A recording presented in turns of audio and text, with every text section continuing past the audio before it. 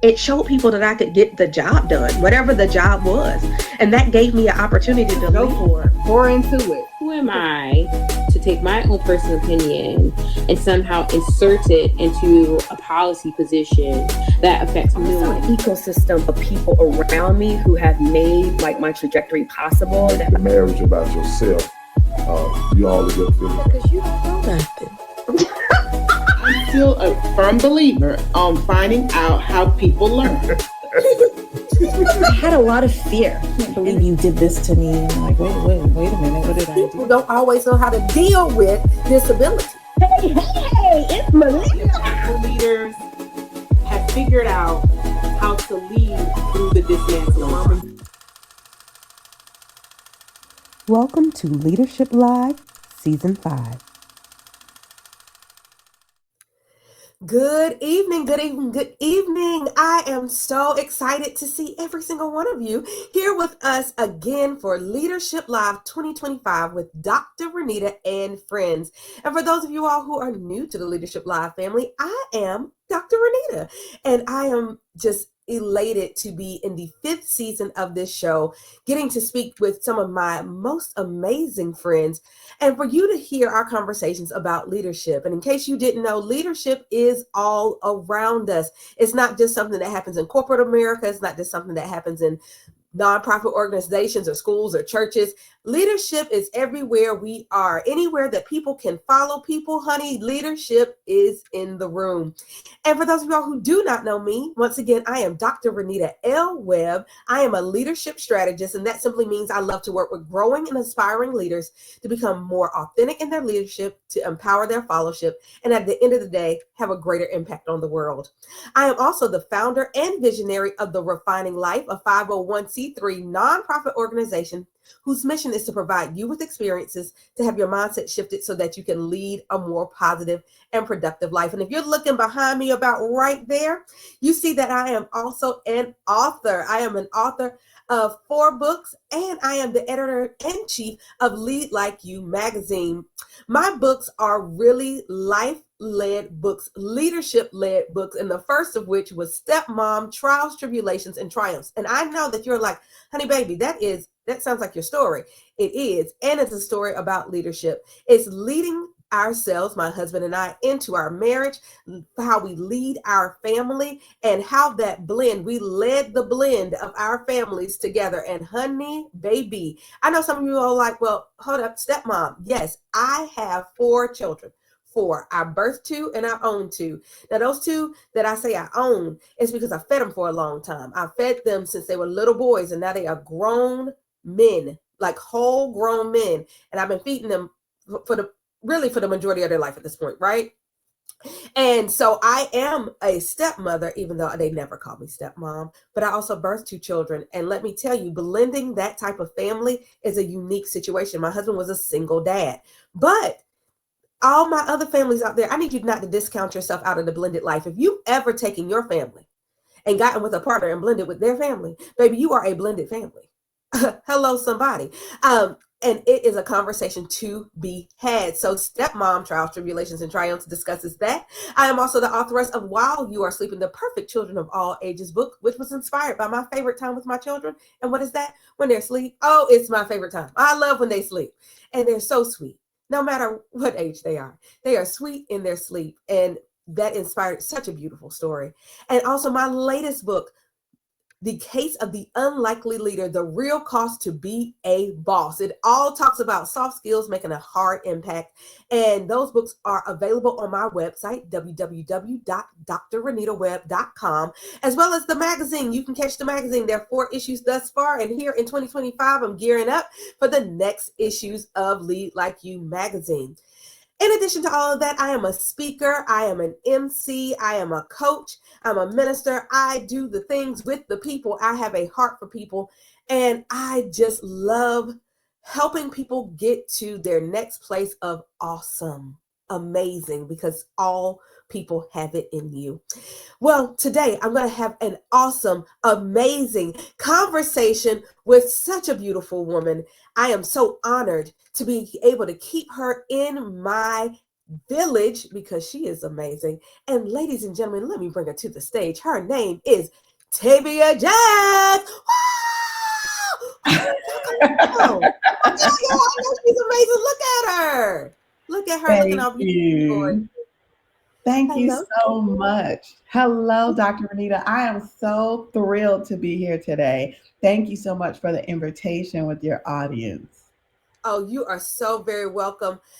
Just a little backstory, you all. Tavia and I met in college and have had the opportunity to keep a friendship, a connection going for over 20 years. And for those of you all who have not been able to have people in your village for that length of time, I need you just to understand that it is a gift.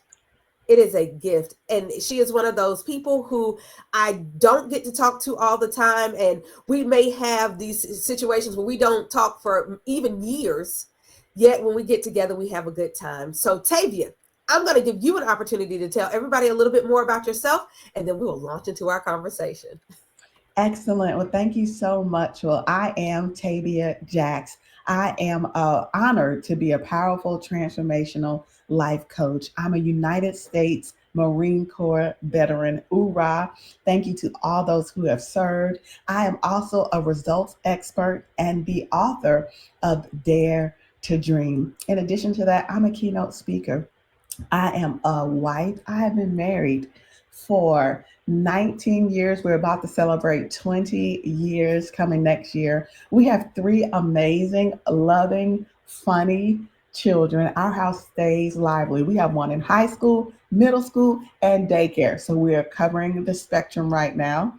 I am also the co-owner of Pop Stars Popcorn. We have over 200 flavors of gourmet popcorn. We have a physical store in the Concord/Charlotte, North Carolina area, and we ship all over the United States. I also serve as an elder at my church, Have Life Church, in the Charlotte, North Carolina area. Background, in addition to that, project management, Scrum Master. I have been in IT and risk for the last 15 years. Renita, Dr. Renita, I'll turn it back over to you. Honey, wow, wow, wow. Whew. I mean, the list. Let's just start off. And I'm going to say what all I feel like. I won't say it's corny because people say this to my husband all the time, but thank you for your service. But my father-in-law is also a Marine. And I always tell him, if you are a Marine, you must be a little bit off. Like the Marine. They are a different breed of military. I have family in every branch, but the Marines, baby, you are a strong and amazing woman. Just off that alone, in addition to the 93 other things that you listed, but the Marine Corps, really. And to go from there and to launch into all of these amazing areas of life, and for you to conclude talking about being an elder at Have Life Church, I mean, my goodness. No wonder this is our topic for the day. You know, thinking about the mastermind, using focus and faith as a pathway to your dreams. Mm-hmm. And when we were talking and trying to decide what our conversation was going to be about, and you gave me these wonderful titles and possibilities. And I said, oh my gosh, I just wanted to be all of it. I felt like it all connected. And it came back to us having conversations about the master, our master, our Lord, our Savior, and the mastermind. And I know my audience is of different faiths, of different views, but what we have been able to share is that we all have some sort of faith. And so because of that, no matter what your faith, what your view is, I do believe that this conversation can touch everyone. It's about using focus and faith as a pathway to your dreams. And so, Tavia, as you have told us, there's so many different facets of your life. And when we're talking about the idea of focus, how does focus play in your life or the lives that you lead? And how do you decide where to shine that focus as you're going through day to day? That is an amazing question. So, focus. When it comes to focus, one thing to remember is that your attention is so important, what you focus on, period. Your energy is going to go wherever your attention is flowing. So every day, if I wake up in the morning and I start thinking about something negative, that's where my energy is, which is where my focus is. But the important thing about your focus, about what you're paying attention to, is in the grand scheme of things, and I'm going really deep, really fast. But but where you're spending your thought energy and your thought life is going to greatly impact your emotions, and that's going to impact everything else that you are attracting to you in your life. Everywhere that we are right now is a lagging indicator of our thought life and of our focus. So, say for example, I put on a pair of jeans and the jeans don't fit anymore. I have to say what has been happening because it didn't happen that morning. That them jeans not fitting is a lagging indicator of where my focus has been. Mm-hmm. And so everywhere we are in life, it's called the results formula. With the results formula, and I teach this to my clients all the time, and I help people change their results to what they really would love. But with the results formula, it all goes back to our thoughts, and your thoughts are going back to what you're focusing on, what you're spending your time, your attention, and your energy on. So if we forget to focus on something that's important to us. What if we're forgetting to focus on our spouse? We're forgetting to focus on a relationship. We're going to see a lagging indicator. That day that person shows up with the attitude because their love tank is on E, you're like, man, what's wrong with them? Well, maybe they fell out of focus. But our focus impacts every area of our life. And if at any point in your life, any particular area isn't matching what you would love, we go back to what we've been focusing on. Want to hear more from Dr. Renita? Why don't you check out her books? The Tapes of the Unlikely Leader, The Real Cost to Be a Boss, and Stepmom, Trials, Tribulations, and Triumphs at www.drrenitaweb.com. Dr. Renita is facilitating 2 book discussion groups, one for each of the books. Email Dr. Renita at the.at drrenitaweb.com to reserve your spot today. Yes. I love this idea of the lagging indicator. I love that idea. So hearing you talk about that makes me think of, one a soft skill that I think that people do not spend enough time attempting to hone, and that is prioritization. Setting your priorities or getting your priorities together, as some people say, or minding your priorities is such an important tool, but your priorities only can be set if you have vision. If you don't know where you want to go, Come or on. as Sweet Diana saying in, I believe it was Mahogany, do you know where you're going to? Do you know the things that life's been showing you?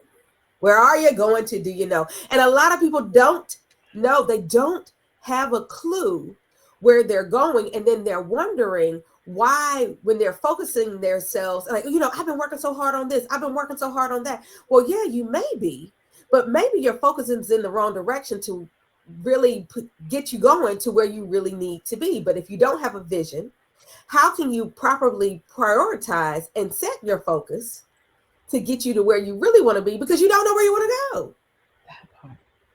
That is so key. My husband and I actually had a conversation about this yesterday. So we get to do business together. So I love being in business with my amazing husband. It is wonderful. He is such an amazing human, but we balance each other so incredibly well, even in our strengths. So we had an opportunity to do something in business. And so we were kicking it around, getting some information. Okay, what's the investment level? What do we expect, the income to be? What do we expect the return on our investment to be? And I said, all this information is great, but none of it matters if this is not in alignment with our vision. So my first and only question for you is this in alignment with your vision? And let's discuss what our collective vision is. If it's not, then we're not going to be in our grace space should we even decide to pursue this. Mm-hmm. And that settled our discussion. We both said, he said, well, my priority is so and so, and he started with my vision. Well, my vision is da da da da. I said, awesome. My vision is building wealth with ease. And that thing may sound lucrative, but it doesn't sound like building wealth with ease. So if we were on Shark Tank, I'm out. So for those reasons, I'm out. Right. And so we Mm-hmm. were easily able to go back to our vision. And we use that with so many areas of our life. Hey, does this match our vision? No.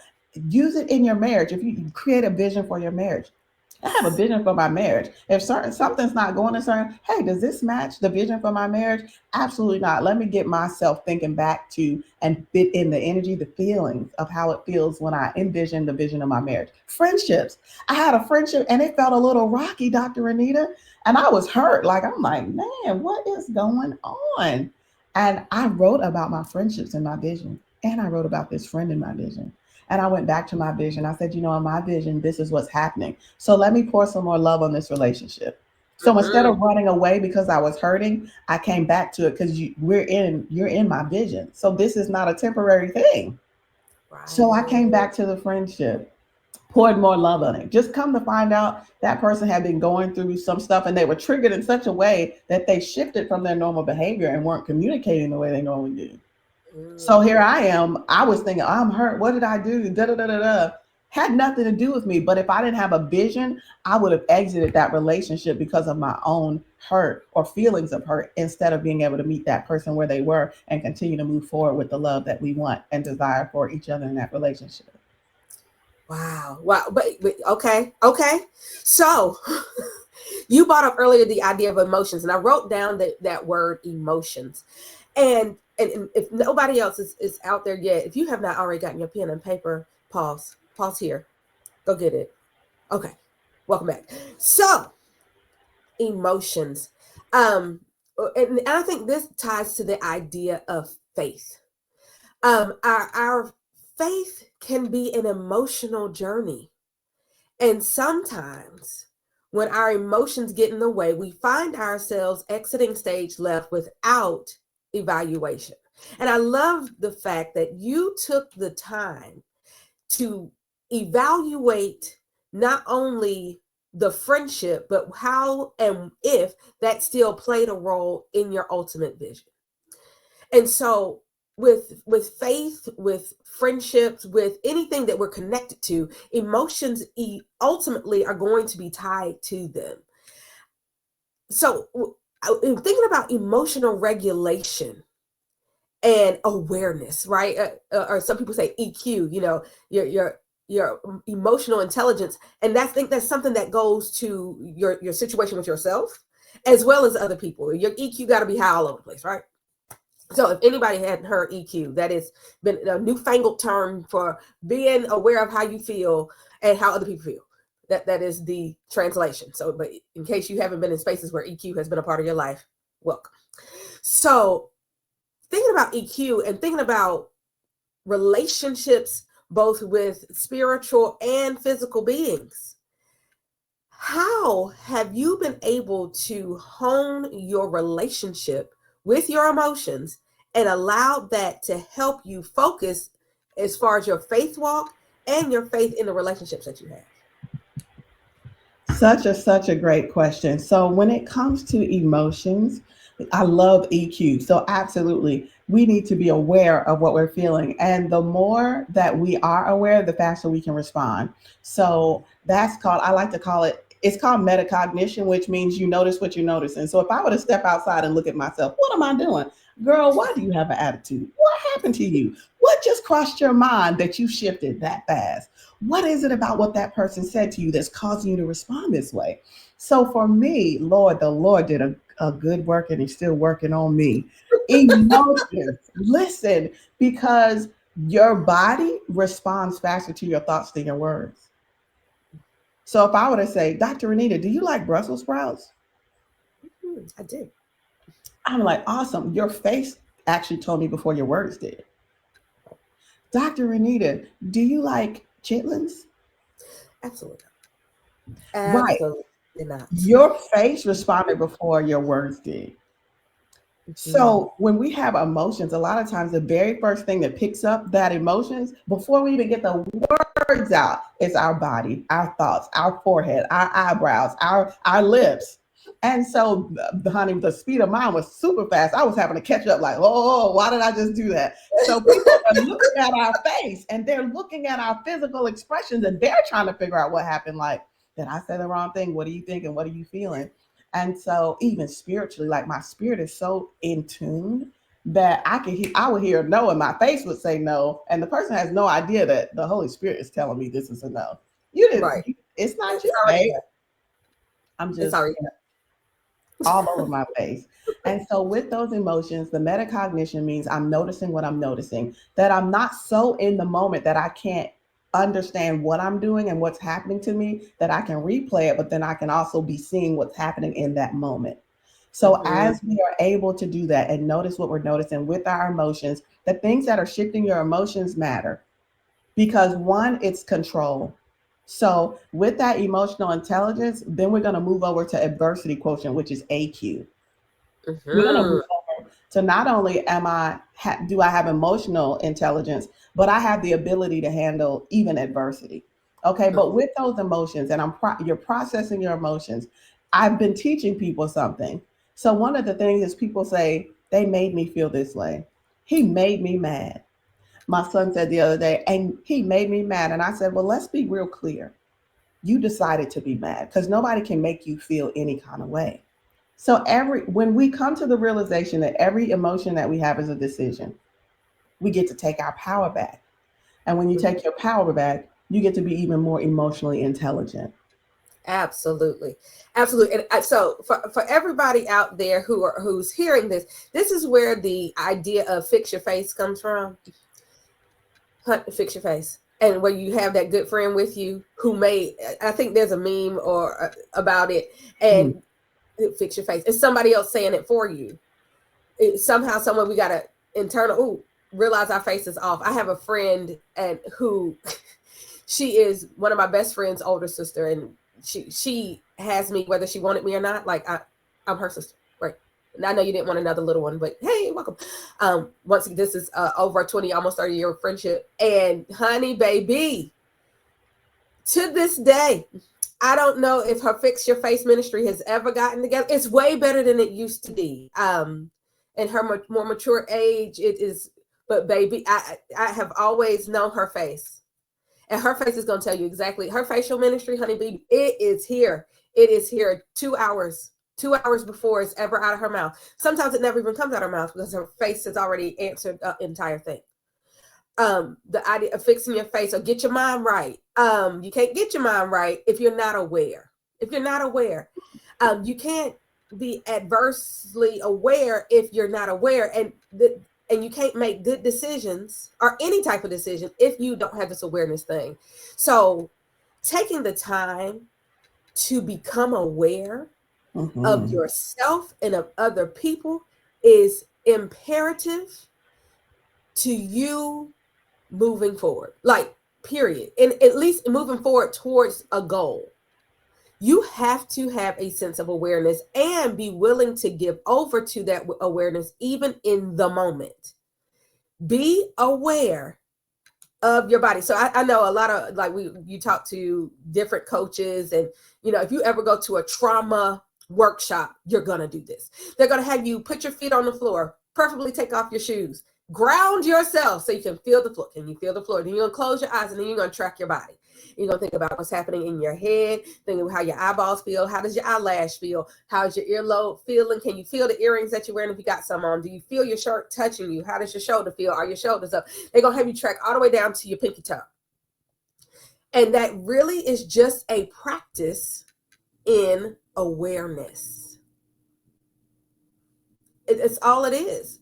And if you can take this moment, so that's body tracking, but then also it's mental tracking, thinking about what you're thinking about. And I love that you talked about that, being able to think about what you're thinking about in the moment and being aware of yourself enough and aware of what's going around you enough that you get it, Absolutely. And of course, to that point, I even with my clients, we rest our feet on the ground, we center ourselves, we do our breathing, and we reconnect to our source who is literally breathing us. Like he is Right. giving us breath, even in that moment, to start on that place of awareness. So, yep, that is definitely where it starts. Yeah, and being not just aware, but I think also appreciative. Mhm. Being appreciative of the fact that you can inhale and exhale. And if you can do it out your nose at this time of year, that is a blessing on blessing, because the way pollen is pollinating outside, pollen is pollinating outside in a way that a lot of people doing that nostril breathing is not working, right? It's not happening. So it's awareness and appreciation for what your body is and can do. But then I think it's also this awareness that we need to take a moment of that other people's bodies are doing and can do in this moment. That's so true. That's so true. And with that awareness that you were talking about, and our thoughts and our focus, all three other things, I want to share something. So we mentioned using faith as a pathway to our dreams, right? So the other day I was sharing with one of my coaching groups, and the whole topic was about our thoughts and what we were doing. And so I was sharing with them when Peter decided to walk out on the water with Jesus. When he was focused on Jesus, he was fine. Mm-hmm. The minute that he took his focus off of Jesus and he started thinking about the waves and the things that were moving, even though the creator of the entire world was standing in front of him, he took his focus off of him. And it said Peter perceived what was happening around him, and he started to sink. Mm-hmm.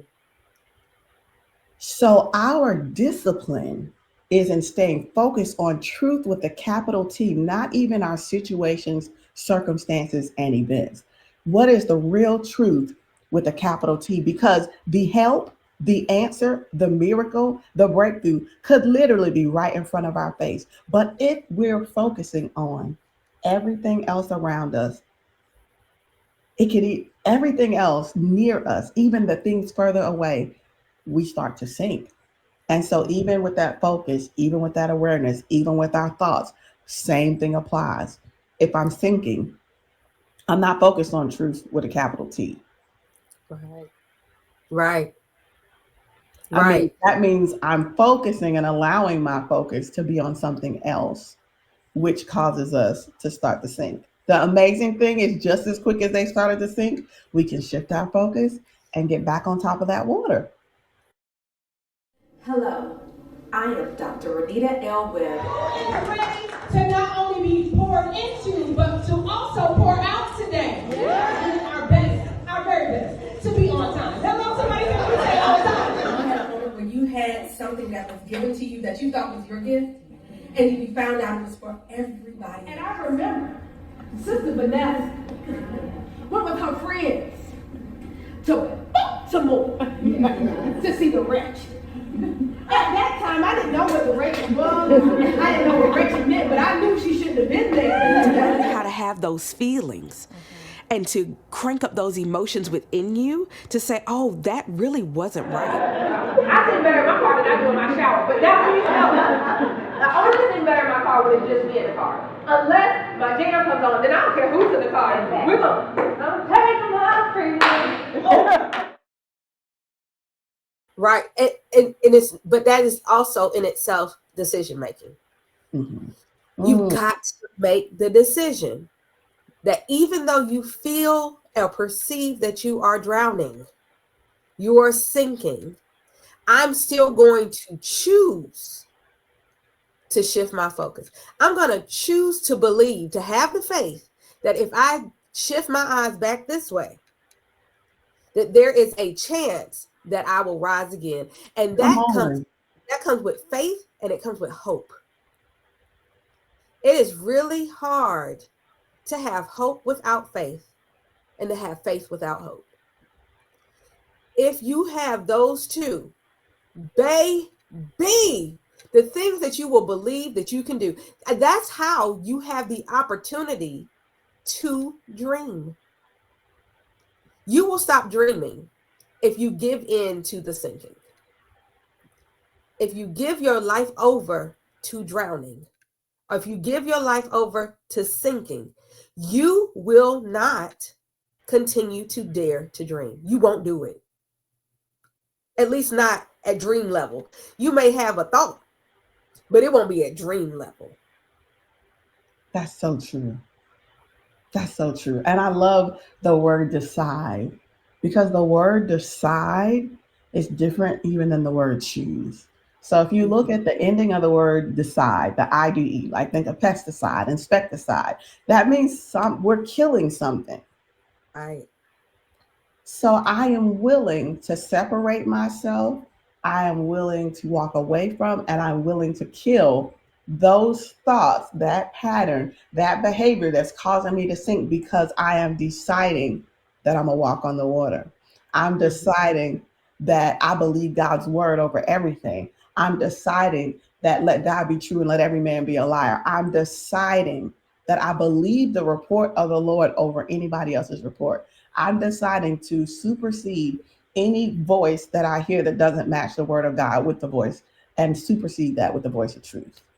Mm-hmm. So it goes back to even what you said about discipline. I'm deciding to be disciplined enough that I'm going to be laser focused. It's not here, it's over there. Okay, so those things are over there, but baby, I am going to be laser focused. And so, yes, other things are going to happen. I mean, even in our laser focus, we're still attached to other things, right? Other things are going to happen, but I still have decided that this is where this ship is going. I've decided that I'm going to follow this path. And if I get from my faith and in my shanana on my side, or, in my heart, that where I'm walking right now, I have to make a right turn, and I'm going to turn to the right. If my shanana tells me and my faith tells me that in order to get to my goal where I thought it was going to be a straight path, and it said go to the left and come back to the right, then I'm going to do that. Yeah. I'm going to walk this walk, no matter who likes it, no matter who believes in it, because let me tell you, it's hard for somebody else to believe in your dream, because it wasn't given to them unless they were also appointed to be a part of your journey. There are going to be some people who are going to tell you no because they can't see it. Baby, it's not yours. That part. You know how many times they told the creator of Starbucks no? Over 48 times. You know, if that person was a Christian, I'm a Christian, y'all, but y'all know, y'all be like, it must not be the Lord. On the second no, I must have missed God. Maybe you just need to keep going. Right. Maybe you do. So one of the things that you mentioned, so when we're deciding, a lot of times people pick a goal and they don't have they don't understand or fully have the awareness that means that when I decide, that means something has to go. So if, say, for example, you mentioned weight loss, if I decide fully that I'm losing weight, I'm killing something. I may be killing that I'm about to be eating junk food all the time. I may be killing the Cold Stone business. I may be killing the fact that I'm asleep till this time. Maybe I'm going to get up and do X, Y, Z, but something has to die. So when I help my clients do SMART goals, even with the SMART goals, I take SMART goals to a whole different level. You can make your SMART goal, but if you don't take the opportunity to also say what obstacles could appear, and when those obstacles could appear while I'm in my clear, present, creative mind, let's go ahead and create solutions to those obstacles. Because when I make a decision, I'm well aware that some form of opposition is going to present itself. But when we make a decision, we also want to prepare for the obstacles even in advance, because everyone has distractions, but not everyone is distracted. Come on now. And with that purpose, when you have that vision in mind, you don't even have to, don't walk through the days thinking that there's not going to be a distraction. I want you to understand them distractions don't come dressed up and shouldn't you come do this? What about this one? Oh, that's your family member. Oh, so-and-so really did. You know what? God doesn't have any grandchildren. I know he gave me this mission. God going to take care of you. There are certain times where there is a level of focus that you have specific instructions. Say, for example, if God said, Dr. Renita, I need you to write this book in 30 days. Somebody's life is on the line. And everything else in that 30 days tries to come, hey, can you go spend a week with so-and-so? They having surgery. That's not my assignment right now. Thank you for asking, because the assignment is for somebody else. It's not yours, because God gave you a specific assignment with a time-based goal. And so no matter how lofty and how honorable, distractions come dressed in honor sometimes. And so we have to make the decision to be so in tune with God's spirit that even when people pleasing tries to raise up, that we're able to still stick with our decision, because even that has to be killed. People pleasing has to be killed. Yes. And people be out there peopling all day, every day, right? But I love I love the idea that you said somebody asked you to do something and you had to say no. I think this is something that we need to visit for everybody. Just because somebody asks you to do it doesn't mean that that's a calling. Doesn't mean that your yes has to come. And I know this has been very cliche over the past few years, but no really is a complete sentence. And no doesn't mean no, I don't like you. No, I don't care about you. No, I don't want you to win. No, I don't think what you're saying is worthy. No, I don't, whatever. No, it's just no. Like, I cannot do it. That comes back to your personal EQ, right? You need to be aware. Your metacognition need to be kicked in. Be aware. I know I have to do X, Y, Z. Like, I know I'm writing a book right now. I know that book has to come out before the end of 2025. I have a very specific date.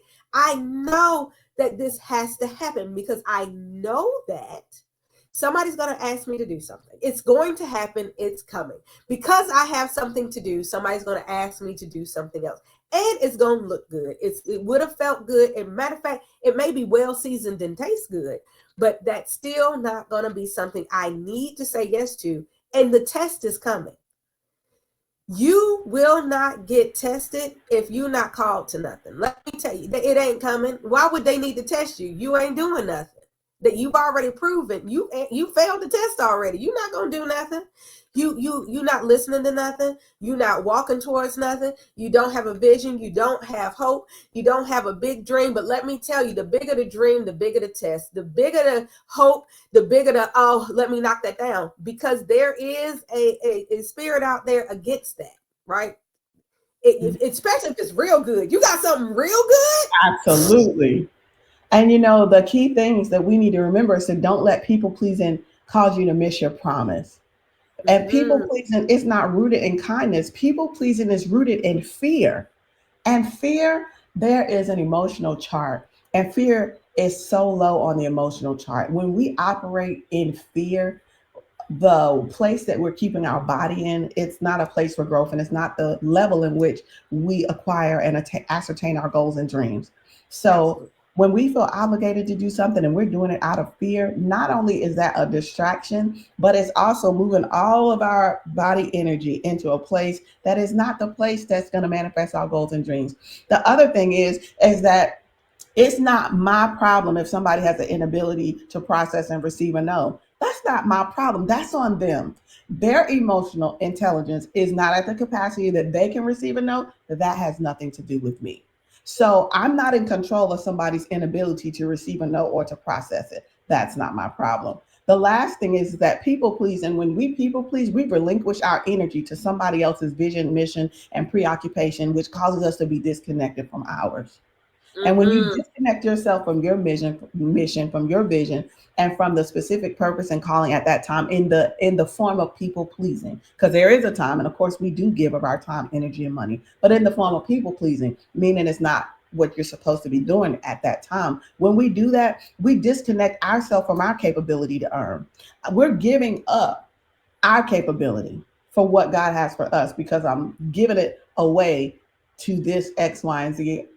And then that also impacts our rightful return on our energy and on our brain, on our gifts and talents, which comes in the form of money.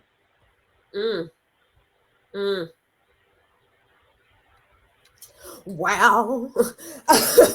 So, I mean, it comes in the form of money, but I mean, along with that, it comes in the form of freedom of time, freedom to make decisions, freedom to be creative.